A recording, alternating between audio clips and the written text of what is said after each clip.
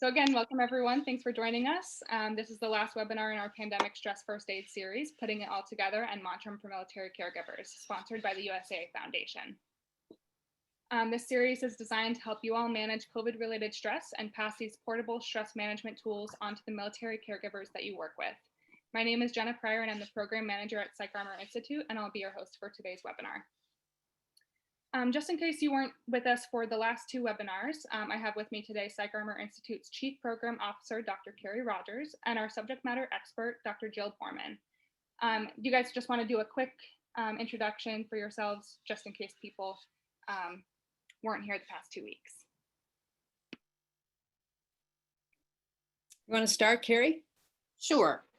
Hi, everybody. It's so great to have you here. My name is Carrie Rogers. I'm the Chief Program Officer at PsychArmor, and I'm a clinical psychologist as well. I worked at the VA for a number of years, and that's where I got to meet Jill, who has been an incredible friend and resource for me in terms of both my clinical practice and my personal practice, where I've used Mantram really successfully, both for myself, but for the people that I worked with when I was an active clinician. And I am thrilled that we're able to share Jill's knowledge and time with all of you, because I think right now is such an important time for these kinds of tools. And this one is very effective, it is very helpful, and it is not difficult to begin to work with. So I couldn't be more thrilled to have Jill with us today. Jill, do you want to do a quick introduction? Sure. I'm Jill Bormann. I am a psych mental health nurse by background, but I'm also a clinical professor at the University of San Diego. And I worked at the VA for 20 years doing research. So I'm a research health scientist. And all my research has been focused on what are the benefits and outcomes of Mantram repetition. I want to thank PsychArmor. I want to thank Carrie and Jenna, who have orchestrated this program, and I hope everyone that's on the call today can benefit from what we're going to talk about. Great, thank you both. Before we get started, I just wanted to mention that we have posted the first recording, or the recording of the first webinar, on the PsychArmor website, along with the facilitator's guide and participant manual. And I'll put that link in the chat in a few minutes. If you have any questions or technical issues during the presentation, just let me know in the chat box or Q&A. I'll be monitoring both of those throughout the presentation. So without further ado, Jill, you can take it away with, I think we're doing a quick review of the last two presentations. All right, next slide. All right, so let's review. Now, this is a three-part webinar, and I'm sure for many of you, you maybe missed the first or missed the second. So just in summary, we're talking about a mind-body spiritual intervention to help one train attention. And keep that in mind. A mantram, a word or phrase with a deeper spiritual meaning, is really just a rapid focus tool. It's a way to rapidly bring your mind back to being one-pointed. And so it's very simple. It's easy to choose one and then begin using it like right away. It's portable because it's in your brain, so you carry it wherever you go. Very practical. It's invisible. Nobody knows you're doing it. You don't have to sit quietly. You don't have to have your eyes closed. You don't have to have a yoga mat or be in a special place. And it's immediately available. One-pointed attention then is the second tool. And if you're repeating a word or phrase, you have to focus on it. So automatically you're being one-pointed. But one-pointed attention then also applies to everything else you're doing in your world. And you know, right now we're all filled with pandemic fatigue. And it's kind of hard to focus on anything because we're so worn out and tired. But if we do one thing at a time with undivided attention, research has shown that actually can conserve energy, that can help you do things without making mistakes, for example. So one-pointed attention is doing one thing at a time, and it's the opposite of multitasking. And the third tool is slowing down. Now, in our society today, living in the West and living with computers and technology, the idea of slowing down seems impossible. And it is kind of like swimming upstream to really begin to slow down in your life. And slowing down is not only slowing down your thinking, but you may really have to reprioritize. Obviously, we can't slow down if our list is so big that we have to do everything fast to get it all in. So the idea of slowing down is more related to one's thinking, ability to pause, ability to notice when you're speeding up, so that when you do make decisions, you can do it deliberately, sort of methodically, carefully, and intentionally. So these are 3 tools, portable, practical, anybody can use them anytime, and they work together synergistically. So that's a quick overview. So integrating Mantram into your life. And again, I want to just emphasize this whole program is what I call practice to habit. Practice to habit. It's hard to change behaviors, and especially changing one's thinking behavior because of monkey mind and because of all the stressors we have and the millions of things we have to do. But the idea with Mantram is a tool that you can practice every day, anytime. And we want it to become a habit so that you're not always having to remember it, but that it pops into your head. And we'll talk about that in just a bit, about how it can just, once you've practiced enough and every now and then it can just kind of pop in your head, and that's a good sign.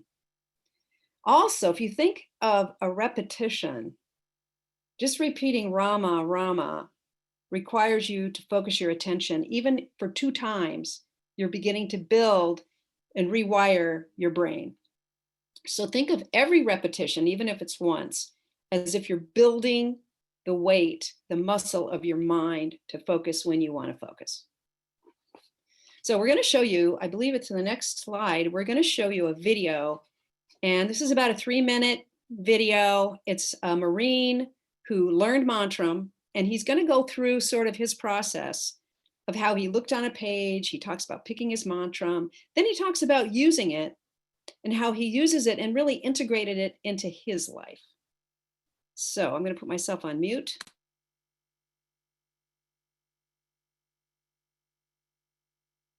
I will tell you how I'm using the Mantram, and it's really righteous.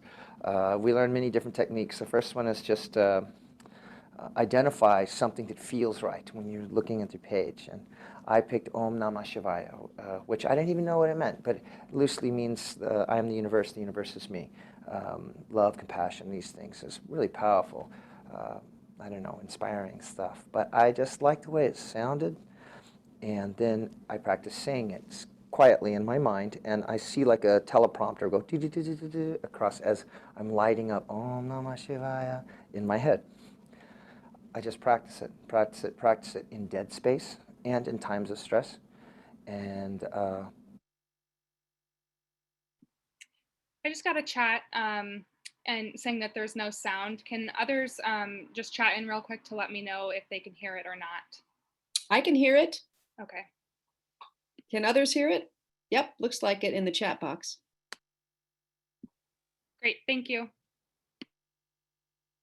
I use it, I always use it when I'm putting on my shoes, because I put on my shoes every day, even though I don't want to. I like being barefoot, but still I got to put on my shoes. Put on my shoes every day. I use it then. Take a shower, not every day, because I'm still like a Marine. I'm still a little crazy. You know what I mean? I just washcloth sometimes. But when I take a shower, that's a lot of dead space of water hitting my head and neck, and I just say it then. When I brush my teeth, I say it then. I make coffee every day, so I say it then. And every night that I sleep, I say it. Then I started using it for my driving, and any time I was under stress, because I had a girlfriend, and holy moly, nothing makes you more stressed than that sometimes. But it helped me. I used to blow my top. Now I don't blow my top. I also used to get really, really down. Now I don't get really, really down. And I used to not sleep. Now I sleep every night. I've never slept better. I got used to sleeping 2 or 3 hours every 24 hours for a long time, for 15 years. Mantram and being clean and sober for almost 6 months now, they've been instrumental in resetting me and giving me my sleep back and my health. To say that it takes away my crying and takes away my pain, that's not what it does. What it does is it lets me feel that it's okay to sit with it. And walk with it and not have to drink or not have to use drugs or not have to be stimulated because I'm down, but actually feel it. And that one pointed attention, it's paid dividends in other things in my life too, like paying my car tickets and doing those little things, going to the bank, stuff that I really started getting an aversion to, like all these simple things, like being indoors gave me an aversion. Being around too many people, an aversion. Well, the Mantram helps me by saying it to my head, writing it in my hand with my finger, and then I do art therapy as well. I use my Mantram as designs, and I just write it, and then in time, I become mindful of every stroke of every letter. So I'm having journeys with every letter, every stroke, every word, every phrase. And so I'm having almost like lifetimes happen in front of me, and it just takes away all my stress. So that's how I use it.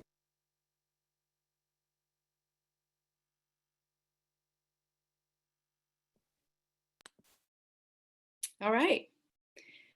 Rudy took Mantram at the VA, and he was in an 8-week course. And I don't know, we interviewed him partway through, and all we did is ask him, how do you use Mantram? Tell us about it. And that's what he came up with. He was really a star student. Not everyone has that kind of response right away. But the importance of repeating it, like I mentioned earlier, every repetition is like putting $1 in the bank. And so you may not need it, but you keep repeating it anyway. And at some point you'll cash in. At some point an event will happen and something will trigger you. And then you can realize that you can use that Mantram to kind of cash in. And so it's important to use Mantram as much as possible when you don't need it, like in all these little downtimes we're going to talk about in a minute, so that it's there when you do need it. Practice is the key. Forgetting it is probably the biggest obstacle. And when you're using Mantram, it helps raise awareness, so you notice when you are using it, but also you can begin to notice when you're not. And there's 2 things that Rudy said I want to point out. One is Mantram is not brainwashing. You're not going to, lose your mind. It's not going to wipe you out. It's something that really takes some intention.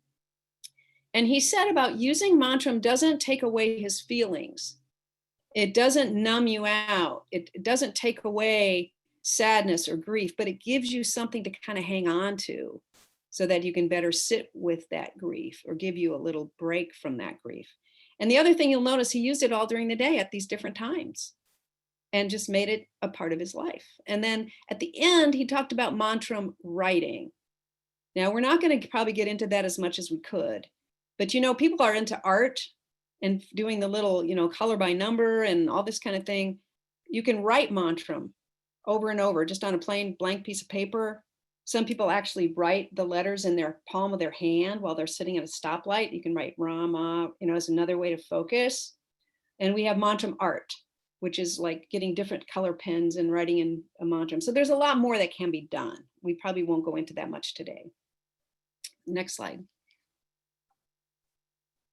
So I want to point out easy times to remember Mantram, and you want these times to become a habit. Waiting, while waiting for anything, waiting at a stoplight, waiting in the line at a store. We're all going to the grocery store. Now we have big long lines because people are 6 feet away. Anytime you're like in a hurry and you have to wait for somebody, it's a good time to calm down and just repeat your Mantram. While walking or exercising. What I have found is over the years when I've used Mantram, I get to work or wherever I'm going in my car, and as soon as I get out of the car and I walk somewhere, I begin repeating my Mantram. And it becomes to just kind of come to me now. You can use it while, he said when he put on his shoes every day, when he brushes his teeth or you take a shower. When you start having a negative or unwanted thought, I call it an unwanted thought, an intrusive thought, a worrisome thought, you can use your mind to shift away. If it's not a helpful thought, then let's not dwell on it. Use your Mantram to refocus. And then using it before you anticipate an event that will make you anxious or nervous. We had a guy that was afraid of flying. He had fear of flying. So we encouraged him to begin using his Mantram before he packed. his bags at home, begin repeating it while he's packing his bags, repeat it while he's in the taxi getting to the airport, repeating it while he's waiting in line, and so forth. And anytime you notice you're getting uptight or impatient, and we've already mentioned falling asleep every night. So there's lots of times during the day that you can begin repeating your mantra. Next slide.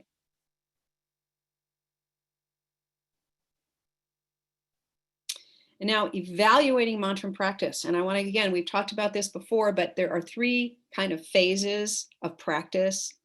And especially for those who haven't tried it at all, the first stage I just call mechanical. It's boring. You're questioning, why am I doing this? Your mind is resisting, like, I don't want to do this. I don't want to focus on my mantra right now. I want to daydream or do other things, which is fine. You can make that decision. Mechanical is initially, you don't notice any difference. You just are doing it because we're asking you to, and because you want to try it out for yourself. Second phase is sort of experimental or experiential. Second phase is when you begin to notice a shift, or you begin to notice the effect that mantra might be working. For those of you that it helps you get back to sleep, that's an experience that you've had. Oh, gee, maybe this really works. There's numerous other ways that your practice can find that you find a benefit and that you actually experience that benefit. And then the third phase, which is habitual, and that's where your mantra can pop into your head without you're even thinking about it. So I always think that's a good sign, that if you're just walking around and all of a sudden your mantra comes up to your head, that's a good sign that you've been actually practicing. And I want to just take a minute. There's a question about, what mantra did he use? He used Om Namah Shivaya. I believe it's a Buddhist or Hindu mantra. And definitely clients would benefit from watching the video of Mantram. All right, let's go to the next slide. So evaluating Mantram practice, we often just put all this emphasis on repeat your mantra, practice one-pointedness, blah, blah, blah. But the way to really evaluate if you are getting a benefit or if you're doing it enough is to look at your responses and your behaviors.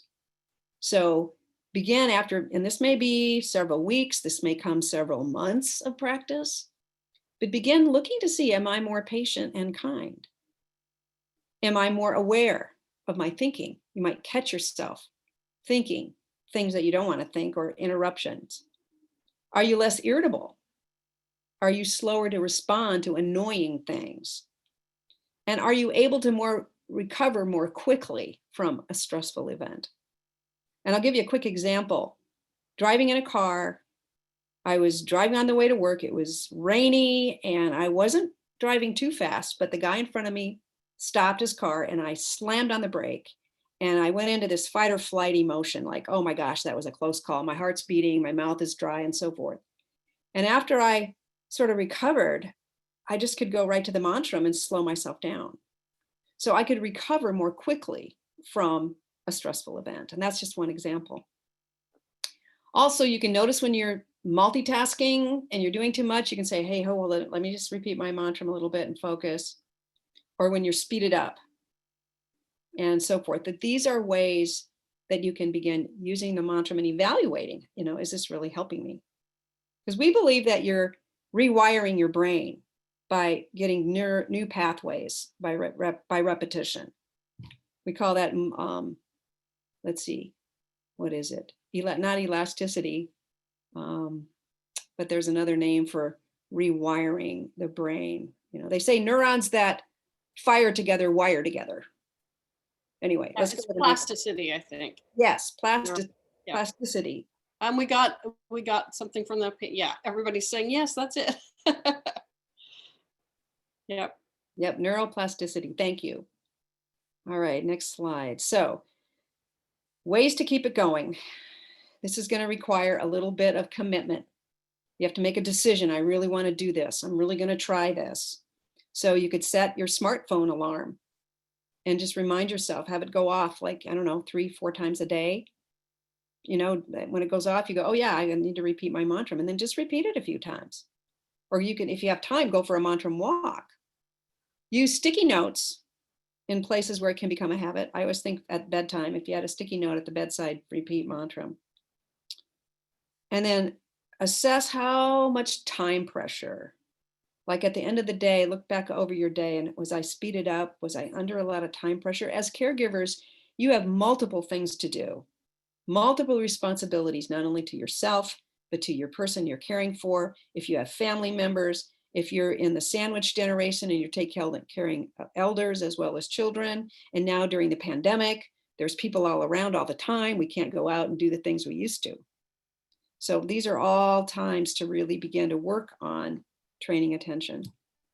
Jill, I just wanted to add one quick thing here. I think that, so I love this slide and I love the list of ways to keep going, because I think for those of you who are peer support or caregiver support people, as well as a lot of you caregivers yourselves, but actually if you are, even if you're a healthcare provider, you're a caregiver right now, right? It's a challenging time. And one of the beauties of playing around with these ways of keep going for yourself is that when we're hoping that you'll be working with the caregivers that you support to help them implement this, to be able to say, yeah, I tried this one, or I didn't try this one, or this is how I'm trying it, is a really powerful way to connect and to help people change their own behaviors, kind of leading by example, but also just figuring out together that this stuff is challenging, it's hard. And, you know, Jill, you talked about the phases, mechanical. I was mechanical for a really long time with my Mantram, and that's okay, right? And right now, people are doing so much and there's a lot going on. And that may, for some people, keep them in the mechanical phase for a little bit longer because it's just life, right? And so I really think that as you're working to implement some of this yourself, those are wonderful things to be able to talk to the caregivers who you're working with about, so that they feel in it with you, and it's not one more thing that they have to do, but it's a tool, and it doesn't have to be perfect, and it doesn't have to be one more thing in the middle of everything, right? So I kind of love when I'm working with people to be able to share with them, like, yeah, I tried the sticky note thing, and then it turns out I don't read them after a day. So I had to do something else. So I just wanted to throw that out there as a really lovely opportunity to kind of create rapport with the folks that we're hoping going to be teaching this to, as well as learning the practice yourself. Yeah, the best way to teach it is to practice it, and to have your own experiences, so that when you're talking about it, you're not just talking theoretically about something that you read in a book, but that you've actually had luck with it, or you've had some good results with it, or, you know, and I think the more you repeat it every day, multiple times, probably the sooner you'll get some results. But not everyone is able to do that. And so the other thing is that we use our minds all the time for problem solving, for thinking, for planning, and sometimes we just need a break. So I think if you're not using your mind for all these other things, you're not worried about the future, you're not thinking of the past, it's time to take a screensaver. Give your mind a screensaver, just to Rama for just a moment, to give yourself a break. So next slide.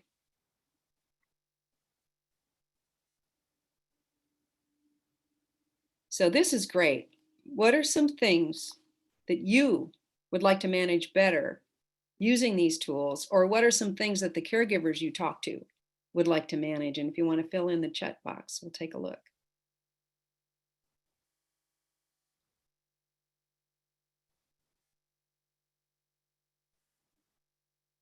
Okay, distractibility, PTSD, chronic pain, anxiety, fears, lack of self-trust, courage to consent personal problems, insomnia, burnout, anger, depression, anxiety. I'm going to talk about some of these in a minute. Self-criticism, having a bad temper or impatience. Got a lot of chronic pain right here. We've got a lot of burnout, sense of scarcity.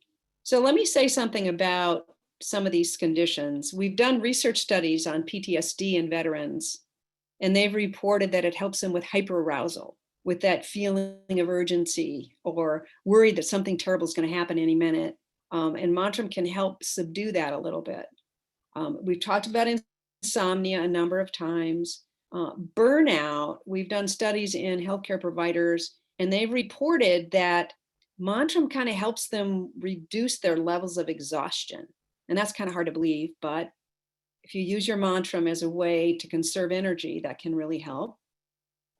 Impatience, I think that was something I noticed most of all, that with Mantram, I was less quick to fly off the handle. I was less quick to get irritated or annoyed, or if something came up that was irritating and annoying, I could say, okay, this really bothers me. I'm just going to go to my Mantram and chill out. I don't want to have an episode right here in front of the world, you know. Certainly physical symptoms, pain, depression, caregiver burden. So we've done research studies to show that people who use Mantram more have better outcomes. And as I said earlier, it doesn't mean they're all going to go away, but it means a Mantram is something you can use to kind of help calm, to kind of help center, and you can do it immediately at any time in any place. And Jill, that research, if I remember correctly, was done with veteran caregivers. Is that right? Yeah, there was a study we did with caregivers. In fact, we've done studies with healthcare providers, like professional caregivers, but we also looked at family caregivers and how they were taking care of patients with dementia in that particular study. And they had significant reductions in what we call caregiver burden. We used a caregiver burden scale. They had reductions in depression, anxiety, helping them with a number of things. But again, it takes practice and having, remind yourself to kind of keep at it in order to get the results you want.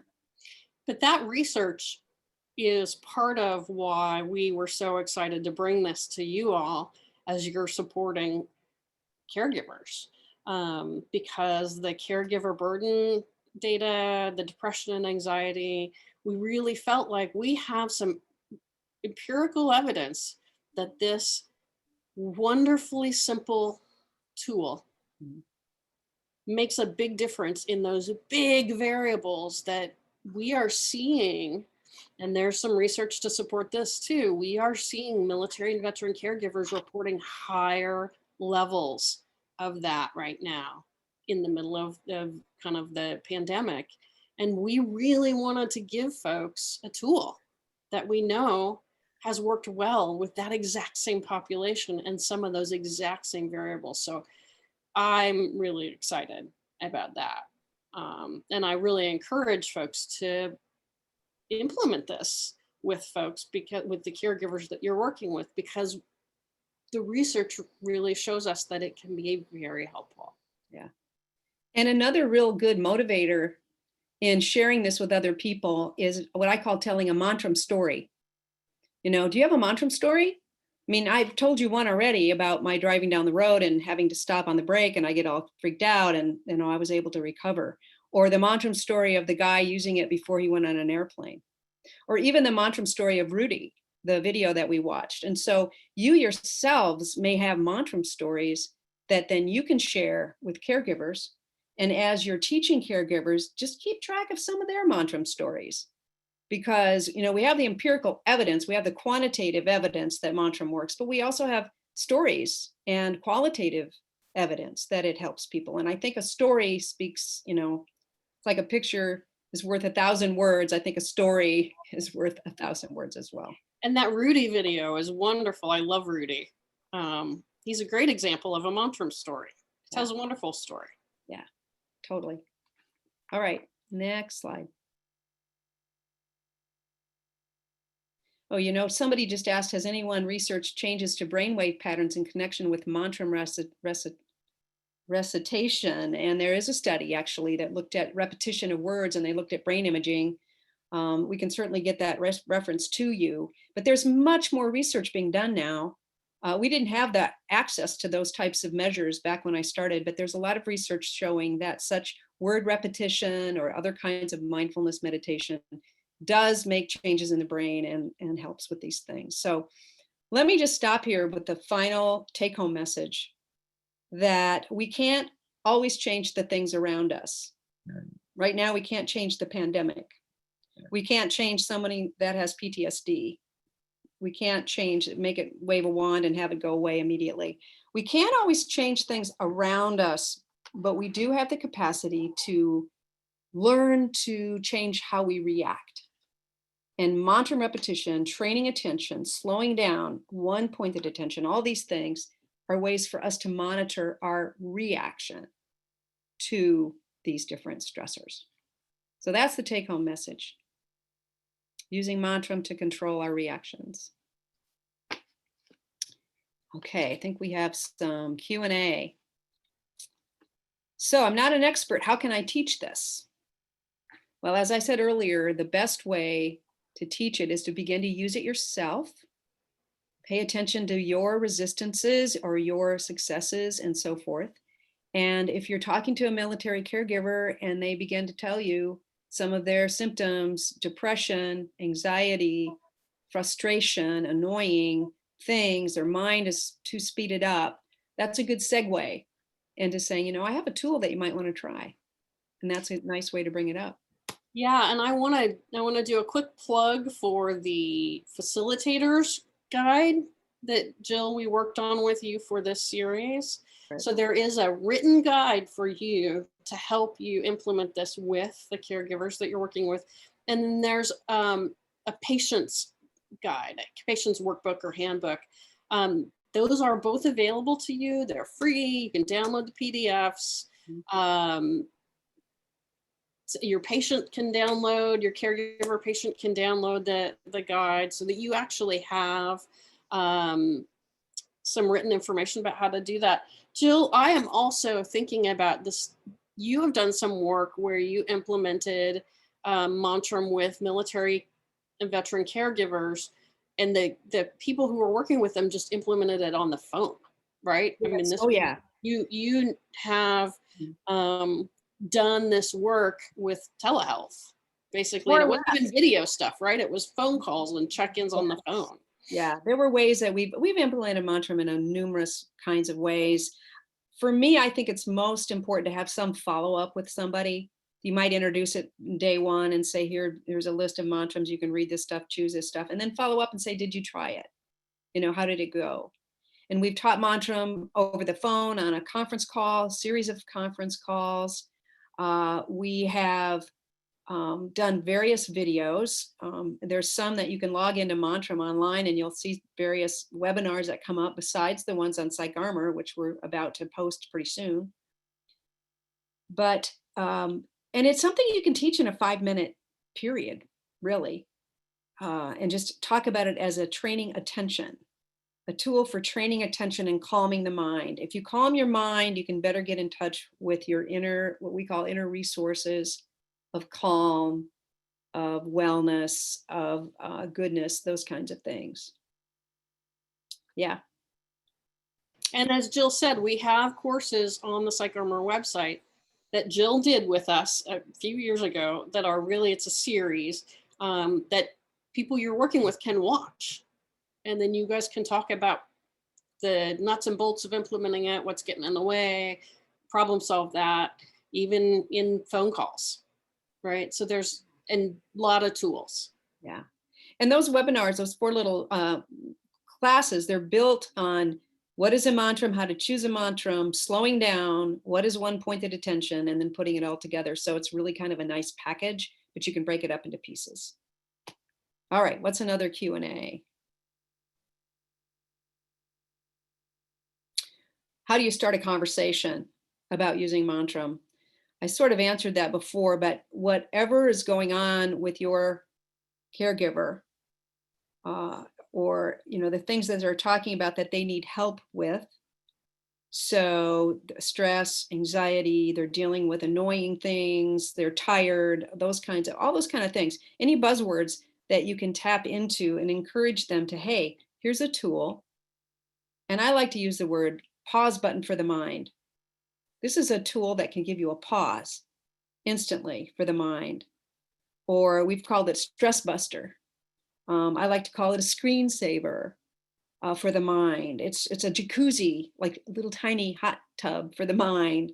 And so you can use a lot of analogies that way, or again, from your own practice, once you see how it works for you, you'll probably better be able to start a conversation with the caregiver and just ask them if they're interested. Are you interested in learning something that's portable and visible, practical, free, that kind of thing? So I also, I mean, when I was starting, when I went to the first thing, I would say to people who were in my office, hey, I just learned about this new thing. And turns out there's a ton of research about it. It's been really helpful for military and veteran caregivers. And it's pretty simple. Do you want to give it a shot? We can do it together. I've been playing around with it, maybe tell a Mantram story, or here's, and I'm really curious about it. I've got some materials. Is this something that you would be willing to try? Doesn't really take any extra time out of your day. It's pretty easy. It's invisible. It's free. We could play around with that and starts to, that is 100% how I've done it, and have gotten people who, were really excited about it. It's not intimidating. It's not a whole 12 session protocol for something. It's something they can start immediately. And frankly, that idea for many, many people, that there is something they can do to start immediately that has research behind it, that other people in their situation have found it helpful, increases hope, and that builds rapport. But it also can really make people feel like they have some power over their own kind of destinies, their own symptoms, their own rumination, their own insomnia. And that sense alone, we know, corresponds with better treatment outcomes. So even just giving somebody some hope, there's this thing I learned and I'm curious about it. There's a lot of data to support it. It's pretty simple. I'd love to work with you on it and see if we can make some change pretty quickly. Are you up for that? Has been really effective for the veterans and family members that I've worked with. So I would just really encourage just doing something super simple like that. Giving somebody some hope that in the midst of all this chaos, that there's a piece that they can control is very powerful. Yeah. Great examples. Great examples. I don't have a lot of extra time. Are there other resources? Yes, there are. And I hope that it'll either be in the chat box, or I'll turn this over to Carrie and Jenna about what PsychArmor's resources are.